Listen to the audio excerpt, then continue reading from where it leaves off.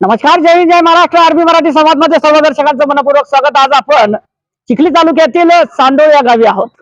इथे येण्याचं कारण असं आहे की नुकतंच या ठिकाणी शैक्षणिक सत्राला या ठिकाणी सुरुवात झालेली आहे. आपण बघतोय की विद्यार्थ्यांचा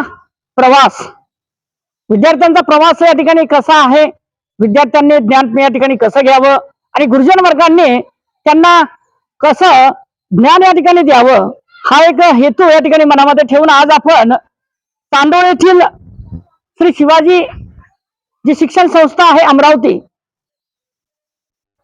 त्याची जी एक शाखा आहे तांदोळ येथे श्री शिवाजी विद्यालय कनिष्ठ महाविद्यालय, त्या शाळेला आपण भेट दिलेली आहे आणि काही विद्यार्थी आपल्याला दिसलेले आहेत.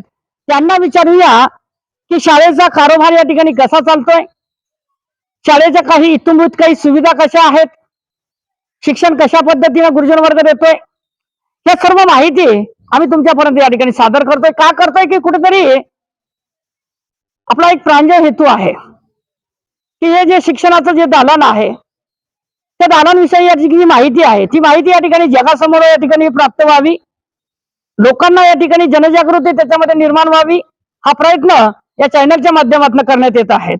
आपल्यासोबत काही विद्यार्थिनी आहेत, त्यांना विचारूया शाळा कशी चालते, काय वाटते तुझ्या शाळेबद्दल बेटा? माझी शाळा खूप सुंदर आहे सर. आमच्या शाळेत पोषण आहार खूप छान आहे. आमच्या शाळेत दररोज खिचडी मिळते, खूप छान असते. अच्छा, हो सर. बरं, आज रिमझिम पावसाचं वातावरण आहे, तुला कसं वाटतंय बेटा की आज या ठिकाणी जे मुलांच्या सुप्त गुणांना वाव मिळण्यासाठी शाळा काय कार्य करते?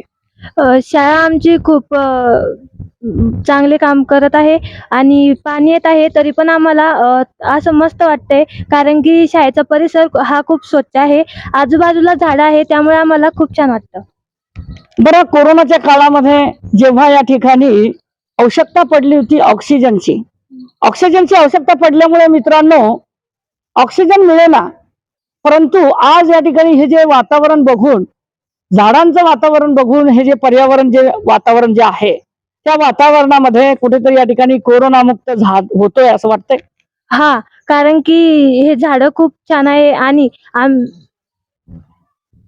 आणि आजूबाजूचा परिसरही खूप स्वच्छ आहे. अच्छा मित्रांनो, दुसऱ्या विद्यार्थ्यांनी आपल्या सोबत आहेत, त्यांना विचारूया की आपण या शाळेमध्ये कशा कशा पद्धतीनं विविध परीक्षा घेतल्या जात आहेत? जसं की 5वी साठी आपण नवोदय परीक्षा, स्कॉलरशिप, 8वी साठी NWMS घेतो आणि सर पण आम्हाला खूप छान शिकवतात, त्याबद्दल खूप माहिती सांगतात. बरं, प्राचार्यांबद्दल दोन शब्द काय सांगणार? तुमचे आदरणीय शिंदे सर या ठिकाणी अहोरात्रपणे या ठिकाणी विद्यार्थ्यांना घडवण्याचा प्रयत्न त्यांचा सिंहाचा वाटा आहे.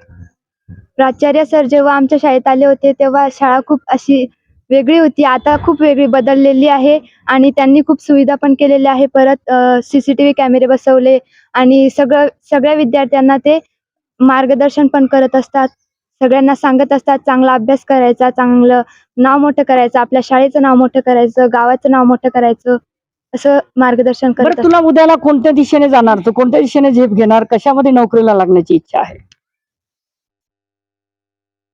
10वी नंतर ITI करायचा हा माझा निर्णय आहे. मित्रांनो, आदरणीय पंतप्रधान मोदी यांनी सांगितलेलं आहे की कला कौशल्यावर या ठिकाणी भर द्या. का द्या की कुठेतरी या ठिकाणी आपलं सुद्धा या ठिकाणी शिक्षण कला कौशल्याच्या माध्यमातून झालेलं पाहिजे, हा प्रयत्न या ठिकाणी विद्यार्थिनींचा दिसतो. तर काय सांगणार, आज या ठिकाणी भलं मोठं पटांगण या ठिकाणी ग्राउंड जे आहेत ते विद्यार्थ्यांसाठी खुलं आहे, त्याचा काय फायदा केला पण?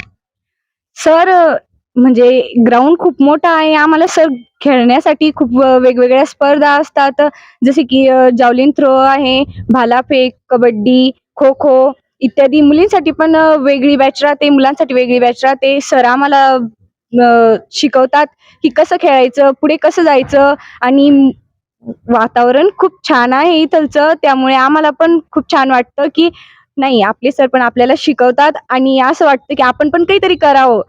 आणि खूप कोणत्या छान आहे. दिशेने वाटचाल करणार तू शिक्षण पूर्ण झाल्यानंतर? आता समजा तुमचं शिक्षण पूर्ण झालं, ग्रॅज्युएशन वगैरे जे काय MCOM वगैरे तू काय जे शिकशील, पुढे कोणत्या दिशेने वाटचाल करणार? सर, मी 12वी झाली की BA करणार आहे आणि BA नंतर UPSC मधून IAS ऑफिसर. मित्रांनो, हे आहे मुलांचे स्वप्न. का आहे की कुठेतरी या ठिकाणी हे स्पर्धेचं युग आहे, या स्पर्धेच्या युगामध्ये टिकणं सुद्धा महत्वाचं आहे, कारण त्याला टिकण्यास मदत करणारा हा गुरुजन वर्गांचा स्टॉप. हे शाळेतील संस्कार आहेत. आपण काही त्यांना सांगितलं नाही हा प्रश्न आहे का ते उत्तर द्या का हे द्या, परंतु मनामधल्या ज्या गप्पा आहेत त्या गप्पा आम्ही तुमच्यापर्यंत या ठिकाणी सादर करतोय. काही कसं वाटतं या ठिकाणी तुमच्या शाळेमध्ये सांस्कृतिक कार्यक्रम होत आहेत? आमच्या शाळेतील सांस्कृतिक कार्यक्रम हे दरवर्षी होत असतात. ते खूप चांगल्या पद्धतीने आमचे सर आम्हाला सांगतात की कसं साजरा करायचा. आणि सगळे सर आम्हाला नाही का ते काय म्हणतात सहकार्य करताना आम्हाला सांगतात की असं करा म्हणून. मग आम्हाला खूप त्याच्यामध्ये खूप उत्सुकता होते आणि आम्ही दरवर्षी त्याच्यामध्ये भाग पण घेत असतो. स्काउट गाईडच्या माध्यमातून तू कॅम्पला या ठिकाणी होते इथे. बरं कसं वाटलं तो क्षण? सर तो क्षण म्हणजे एवढा छान होता. सगळेजण कॅम्प लावून इथे राहत होते आणि बाहेरचं कसं राहतं, बाहेर कसं राहावं लागतं, आई वडिलांना सोडून कशी परिस्थिती राहते हे आम्हाला इथं सांगितलं गेलेलं होतं. परत आपलं स्वतःच संरक्षण कसं करायचं हे पण इथे शिकवलं गेलं होतं. परत आपण बाहेर राहिलो की आपण कसं करू, आपली सिच्युएशन कशी हँडल करू ते पण आम्हाला सांगितलं होतं. आम्ही इथे राहिलो होतो कॅम्प करून. टेंट लावलेले होते, सगळं ग्राउंड होतं मोकळं, ते त्याच्यावर सगळे टेंट दिसत होते. स्काउट गाईडचे सर वगैरे आलेले होते. डान्स झाला होता. परत खूप साऱ्या गोष्टी झाल्या होत्या ज्यामुळे आम्हाला एवढं चांगलं वाटत होतं. नाही हे प्रत्येक वर्षी झालं पाहिजे, असं सगळ्या मुलांनी पण भाग घेतला पाहिजे याच्यात. आणि आम्ही जेव्हा राहिलो होतो तर आम्हाला वाटत होतं की नाही आपल्याला हे घरी येत नाही, आपल्याला हे इथं करायचंय. जर आता आपण नाही केलं तर पुढे कधीच नाही करू शकणार. मग आता आम्ही तिथं खूप साऱ्या अशा आमच्या हाताने बनवलेल्या ऍक्टिव्हिटीने टेंट सजवला होता, आजूबाजूचा परिसर सजवला होता.